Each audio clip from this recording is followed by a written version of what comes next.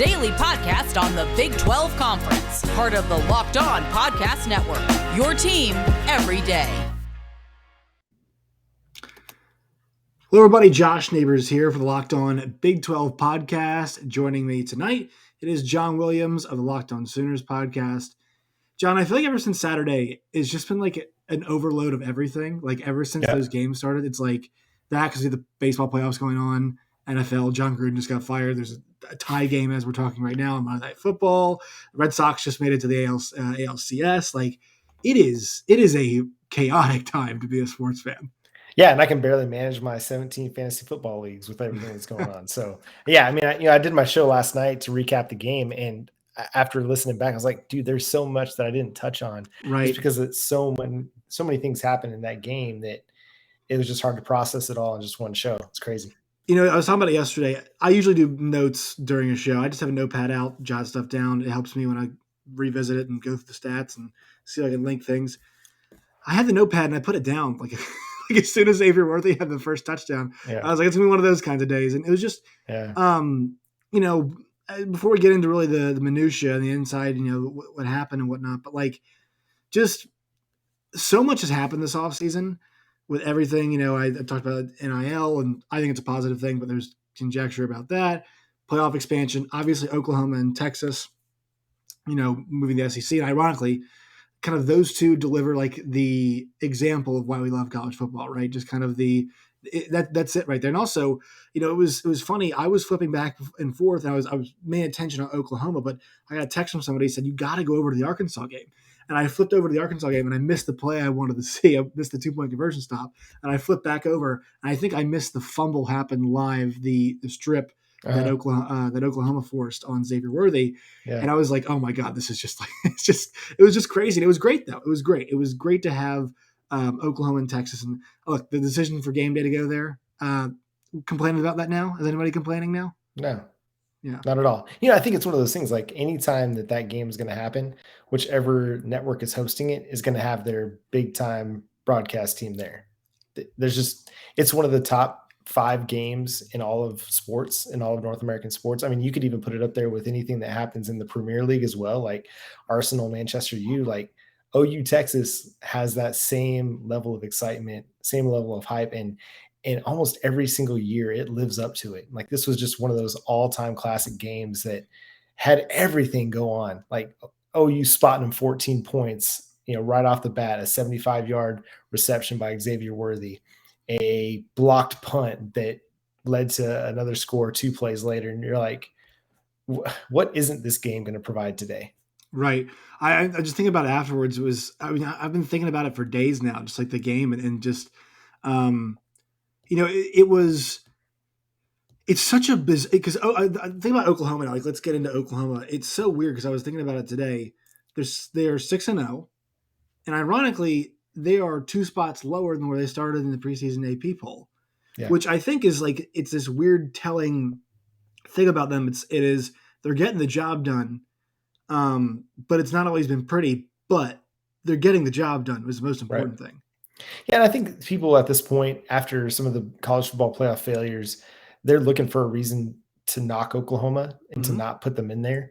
And, you know, through the first 5 weeks of the season, it was the close wins. You know, they only beat West Virginia by 3, which, you know, the longer that goes, the worse that loss looks, the worse that win looks. You know, the K-State, they barely beat K-State, you know, Tulane thing, you know, all these near misses.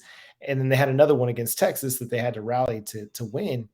And I think it's just one of those things. It's like, there's maybe a little bit of an oversaturation with Oklahoma at this point. Over the last 4 or 5 years, everybody's hearing about Lincoln Riley. Everybody's hearing about the Heisman quarterbacks.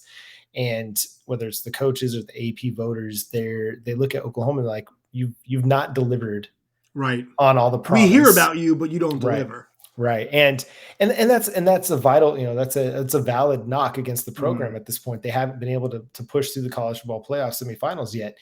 At the same time, there's still a really good football program and there's still a really good team. And I mean, they've found every way to win a game this year. And I think that's a sign of a good football team. Yes. Is even if you win close games now, year to year, year over year, it's the close wins, they seem to level out. So you can't necessarily rely on winning close games all the time, but good teams find a way to win close games. Right. Yeah, it's that variety, right? They've won these games in different, and I mean, the game, honestly, like the game they should have lost was the West Virginia game. I mean, that was the West Virginia, or at least been in a position where they were down late, because West Virginia, to be honest, should have scored in that drive where they have they should have scored there. But credit to Oklahoma for capitalizing off of a West Virginia miscue. That's what good teams do. That's what those teams do. And are they ready right now for an Alabama, right? On a new, I don't know how it's lost, but like on a neutral field, would they be ready? Because that's really what matters, right? On a neutral field, that's where the championship games take place for the conference. That's where this big matchup between OU and Texas took place. That's where the college ball playoff takes place, on a neutral setting and that kind of field. Will they beat Alabama, or I'm not sure anybody's beating Georgia, but would they be able to stick it to those teams? Not yet, but something has to be said for winning in a variety of ways, whether it be defensive slugfests, shootouts. The game with Kansas State, I wouldn't call it a shootout. It was more like just paced, I guess is the right way, right? Just, kind of limited possession, if you will, right? Yeah. And making sure that you capitalize on most of your possessions. They did that. So, and also being able to come back. I also think it speaks to the fact that, like, once again, Oklahoma is one of the most talented teams in the country. Right. And in this sport, that's going to pay off more times than not.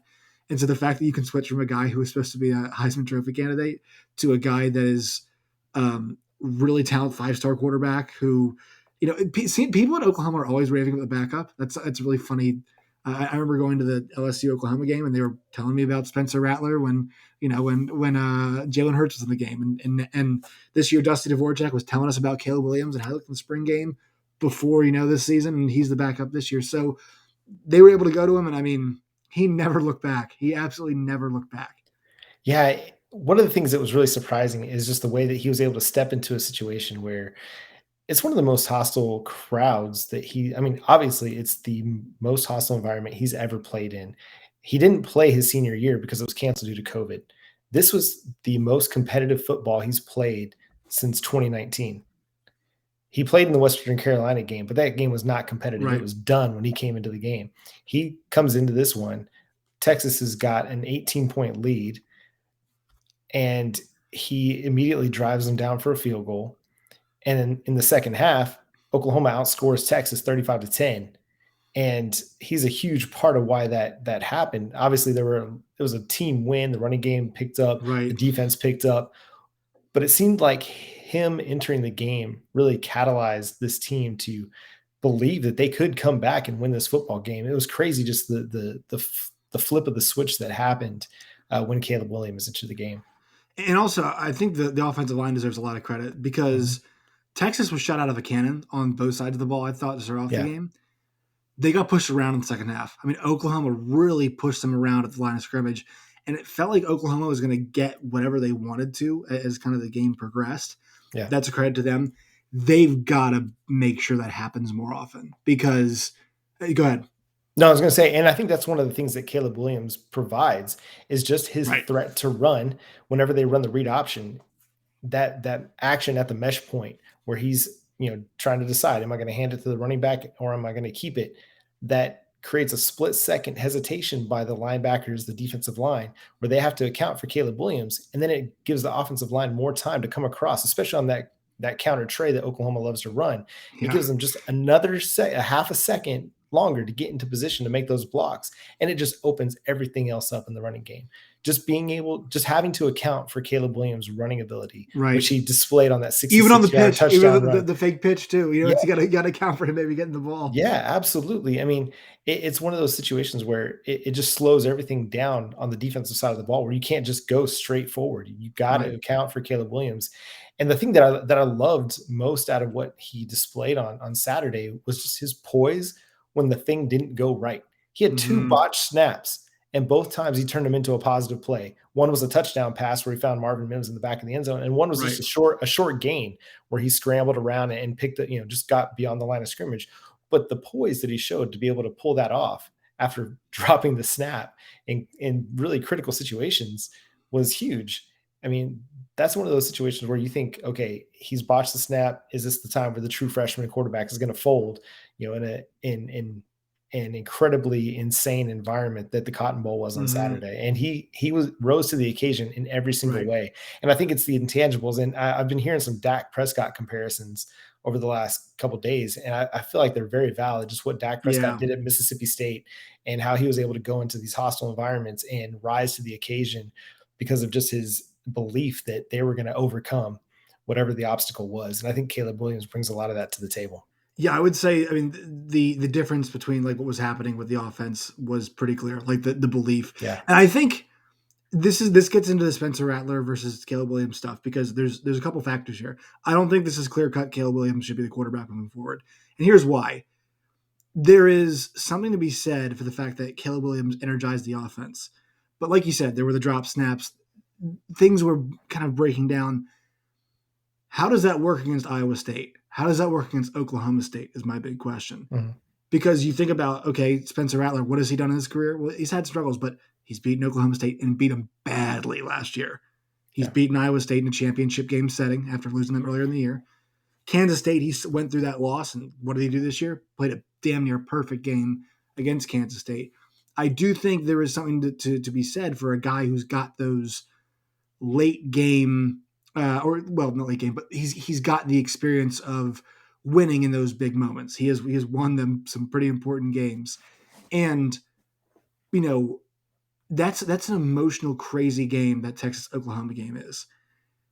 Is that sustainable against really good competition is my question, because we've seen Iowa State's defense. We've seen Oklahoma State's defense. They make you pay. They make you pay basically every time with how good they've been. So that's kind of my question moving forward is, I'm not saying it's lightning the bottle. I think he's such a, I mean, you know, the Dak comparison is great. I think, kind of the inspiration, the moxie and the poise. Mm-hmm. Caleb was a lot more talented than Dak was as a player. You know what I mean? No, 100%. That's the one thing. Caleb's a lot more talented, and Dak was just, he knew he was so good. You could tell, like, that guy just worked his ass off and just kind of, he's elevated himself to a certain point.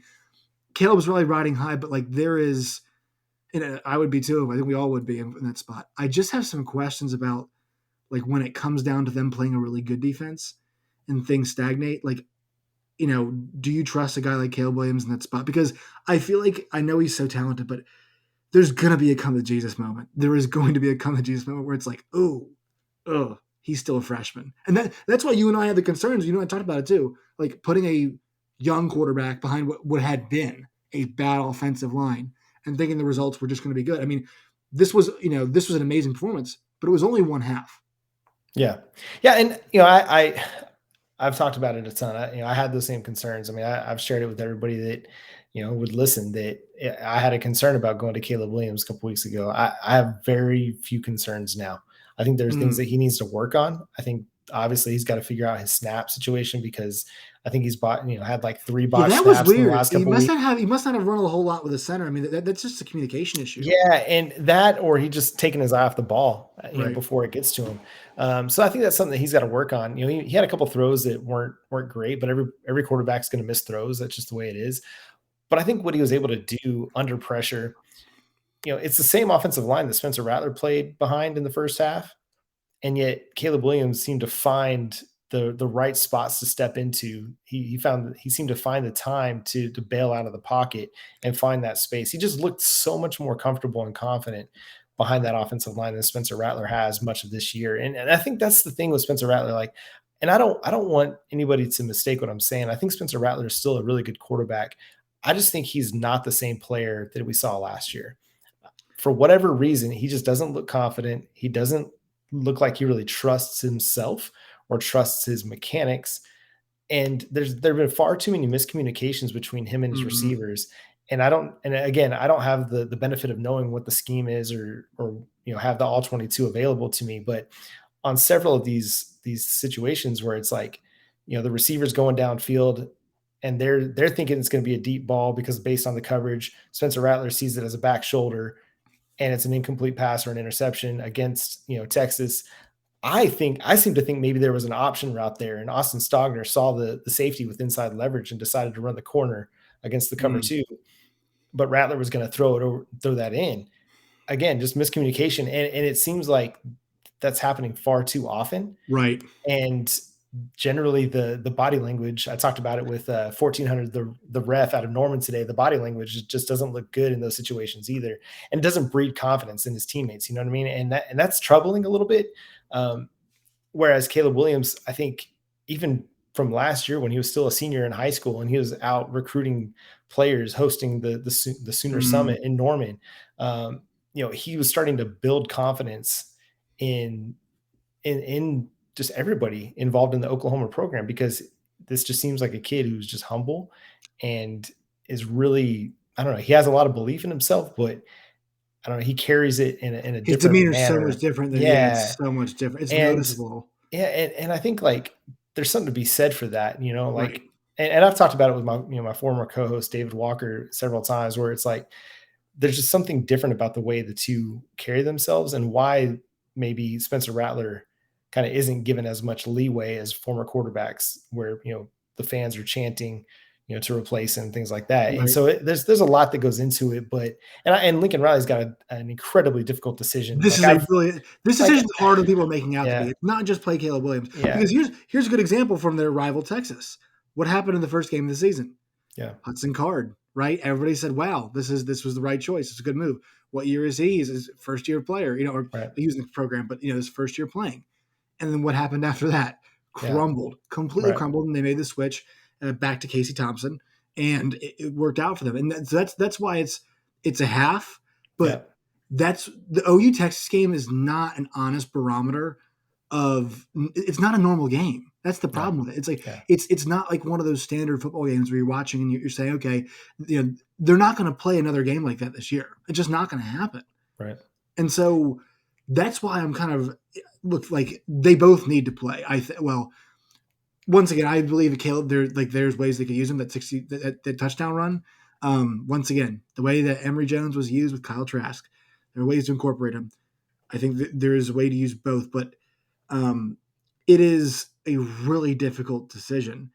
And I think also too, like Spencer Rattler, I think he's trying to. He's not really a team guy. First, you can kind of tell like.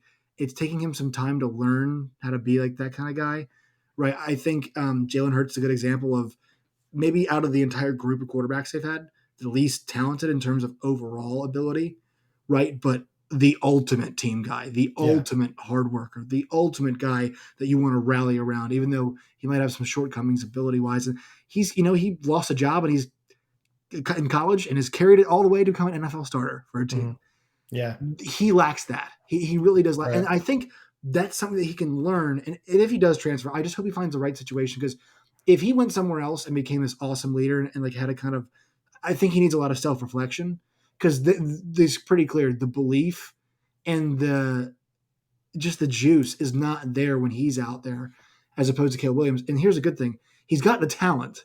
That's there. We know it's there. Yep. It just appears not to be an actual, I think it's not fully a football thing for him yet. Right. I feel like there's something going on between the ears, because I think a lot got made of the turnovers last year. And so it's made him a little gun shy. He's not letting loose when he needs especially to. Behind that line. It's not been very consistent this year. Yeah. And I mean, he's turning the ball over again this year. Like he's got 7 turnovers in 6 games. Like that's not good. But he's just really hesitant. He's just playing hesitant football, and you can't do that, especially when you're a gunslinger. Like when you're a gunslinger, you got to sling it. You can't hold back.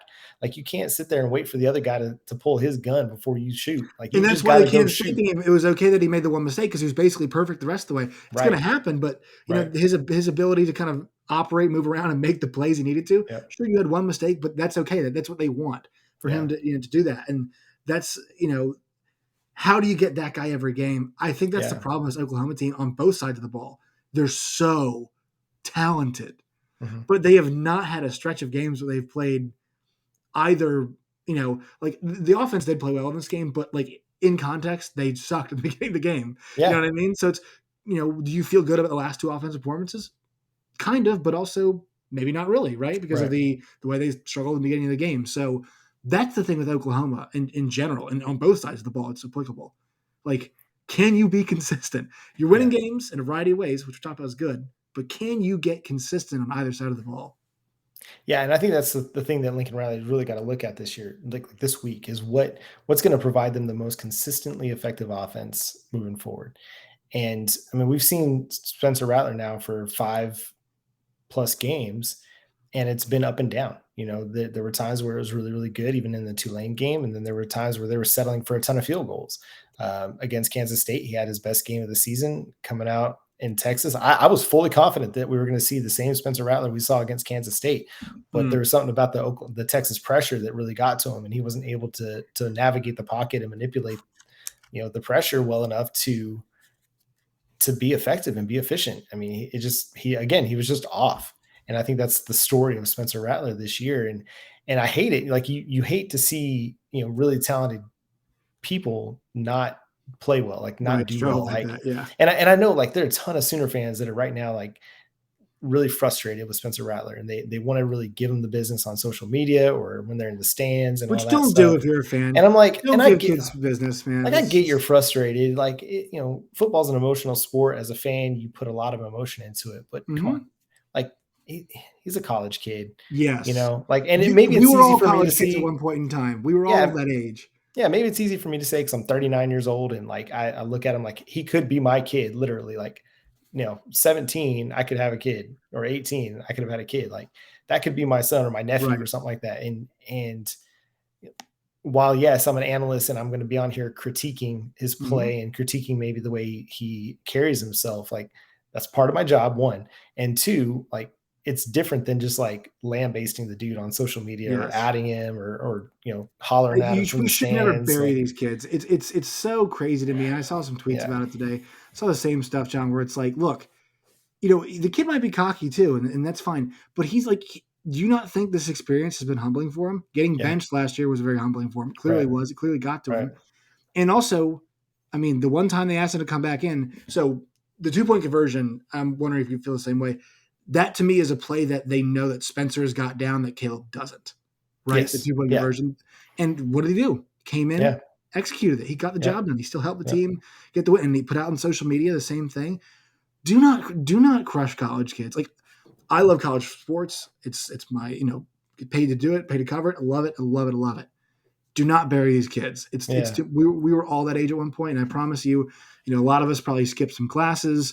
Could I count on you to go to class every single day? No. Well, can you count on these kids to read the defense every single time, every single week and get it right? No, it's fine. Yeah. Like, these kids aren't, they're not working people. They're not adults yet. And we love it. We put a lot of stock in it, but if you're going to bury Spencer Rattler, I don't think you can have your own personal feelings about it, but going on social media to bury a kid, save that, man. Like, it's just, don't bring that out. No. Well, and the other thing that I feel like gets lost a little bit is this is a kid that's been really highly recruited since he was a 9th grader. Mm-hmm. We hear stories all the time about, high profile AAU basketball kids or, these football kids who get offers from Alabama as a 6th grader. Like you see like the hype grow and grow and grow and grow. And, when you start to believe that sometimes, like you begin everybody to tells you can do everything. Nobody's telling you. Nobody's saying negative things about you. And like, I know I've heard accounts that I know there's actually people who went to high school with Kyler Murray and said it's the same thing. And why wouldn't you be that way? Why wouldn't you be that way? Right. And then you look at Kyler Murray, like he struggled at Texas A&M. Like he was not the same player at A&M that he was at Allen or that he was at OU. Sometimes it just takes a change of scenery. And, obviously you don't want to see a player in your program fail and have to move on somewhere else. You don't want that. Like, he's your player, for better or worse. He's a Sooner. At the same time, if the future is Caleb Williams and Lincoln Riley decides to go with Caleb Williams this year, like Rattler, a fresh scene might be good for him. I mean, we're seeing Tanner Mordecai down at SMU right now, just light it up. You're right. He's getting an opportunity, and a change of scenery has really been really beneficial for him. Perhaps the same could be said for Spencer Rattler, like taking a step back, going and playing somewhere else where it's just like, okay, all the pressure's off. I just need to go play football, get back to just doing what I know how to do, and not worrying about being QB1, not worrying about being the Heisman contender, the starting quarterback for a national championship contender. Although if he decides to go, where I've seen people suggest like Ohio State or Texas or, then Ohio State, then he would be a contender. Making sense, but no, I think, I think it's finding a situation where you feel comfortable because there's so much pressure. I mean, there's so much pressure at Oklahoma. And here's the thing. I don't think Spencer Rattler is going to be the last guy that we see to have this happen to him, because this, this lineage is going to continue on. As long as Lincoln's there, it's going to be these kind of guys coming around. Yeah. And, I mean, the legacy's there. Yeah. Right. And it's a lot to live up to. And I think he's got some personal growth to do. And I think that's why it's just not, it comes and goes. That's why it's there and it's not. And it kind of leads me to, as we wrap this thing up a little bit, who do you think gets the nod this week? Do you think it's Caleb Williams? Do you think we see both? I think this is a good opportunity because TCU's defense sucks. So whoever plays is probably going to light it up. Yeah, I think I really think it's going to be Caleb Williams. I don't see how Lincoln Riley can go back to Spencer Rattler after what we just saw. Now, I mean, he's Lincoln Riley. He can do whatever he wants. He's got the golden ticket at Oklahoma for as long as he wants it.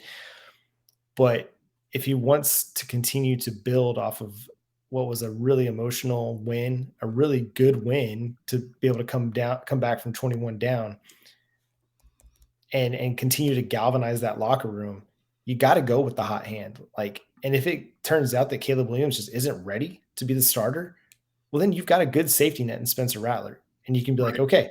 And you know what? If you're Lincoln Riley, you're like, hey, I'm just trying to put the best guy out there that gives my team the best chance to win.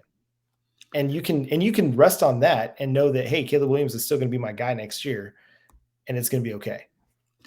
Yeah, I think for them, the story is here. It's like you've got two decent options, right? You got and the reason why I say decent and not really good is they're both talented players, but one is a freshman behind an offensive line that has not been good against a team in his best performance against a team that was pretty worn out there, clearly in the second half. Credit to your line for getting it done there. I just think here are the big three games for me down the stretch, John. Baylor, Iowa State, and then Oklahoma State. Because those three teams on the defensive side of the ball are going to test you. That Iowa State defense is one of the three best in the country. They do not give up much. And I want to see, okay, if you can't run the football on them, and not many teams have been able to, and it's on you, it's on your shoulders to make plays in the passing game all the time, what does it look like? Baylor, their defense has done a fantastic job this year as well. Iowa State's able to move the ball on them, but the one thing they do very well, they get stops. At important times. Then Oklahoma State's defense is mean as hell. They are mean. They are Malcolm Rodriguez is like one of my favorite players to watch. They get after it. They know they have to carry the team. They do. Now that one might be a little bit different, obviously, because it's the rivalry, so things can be a little weird in that one. But to me, those are the three games that I circle. But I think I'm with you. I think this week is Caleb Williams, and I think it's a great opportunity to kind of build and say, hey, it was more than just one half because TCU's defense is so bad. But I will say this week is about the running game because TCU's run defense is also not very good either, I believe. So I think you finally had some running game success. This week, try to replicate that again and then build some confidence in the passing game off of that. Yeah, I completely agree. I think just what Caleb Williams brings just in the running game itself, I think that helps your offensive line so much. We talked about it a little bit before, just the hesitation that the defense has to give to account for Caleb Williams, or, if he's holding the edge guy from crashing down on the backside against the running back, then that's huge. And I think that's going to be very beneficial. And I do think he's a poised player. He was under pressure at times against Texas. They were throwing stuff at him and he just hung in there and he made plays. I mean, the throw to Marvin Mims that he caught down the sideline, he threw that ball 55 yards in the air on the run. Mm-hmm. And it was, and I think the thing that's most important about any of that is he gave his guy a chance to make a play.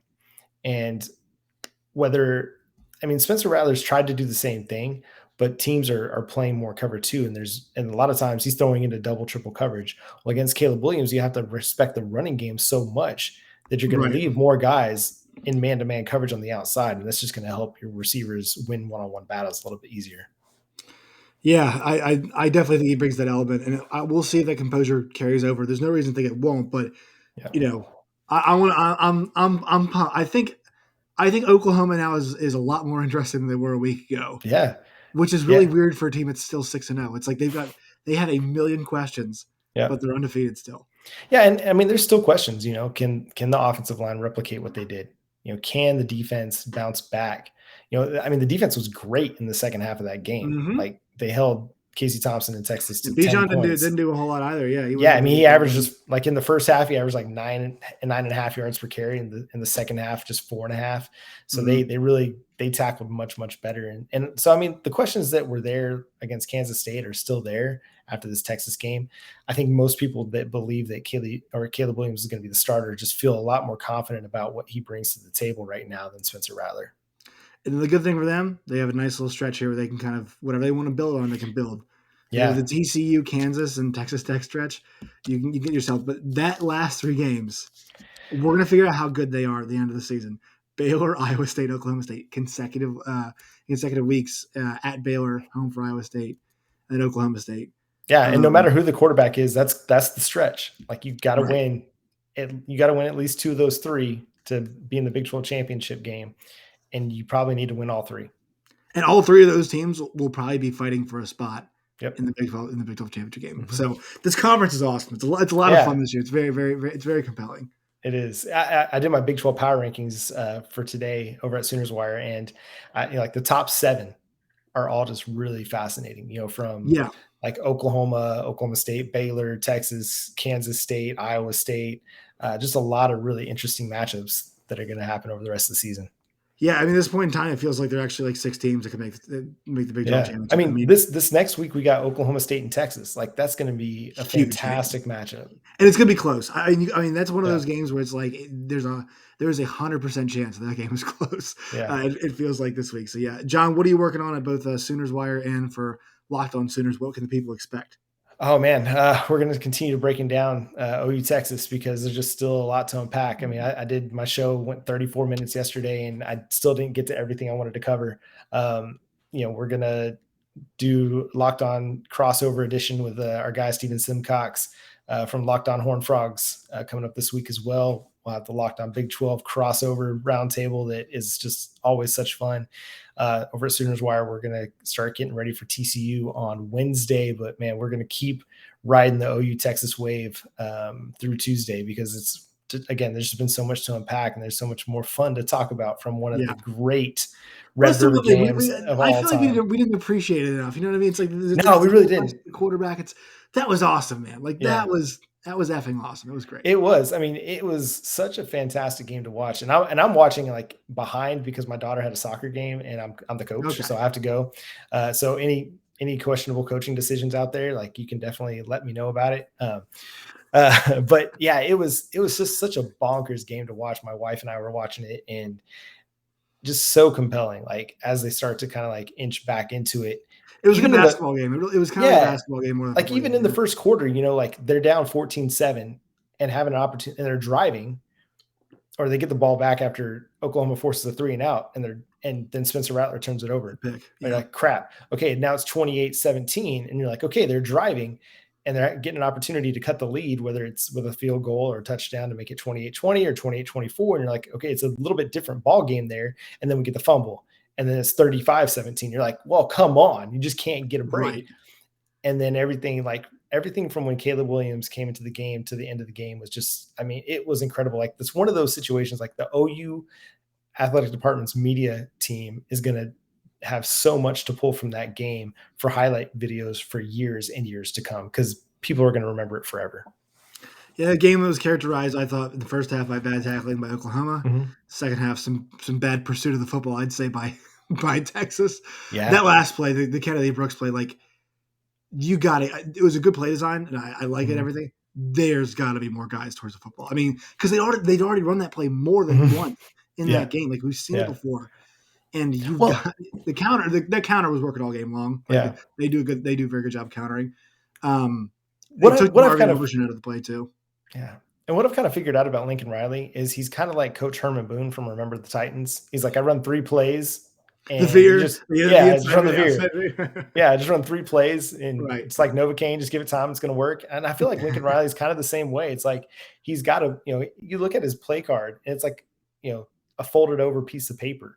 It's not huge. Like, and yes, he's gifted offensively, but I feel like it's a lot of just like, hey, these are our concepts. Right. And we're going to keep running these concepts over and over and over again.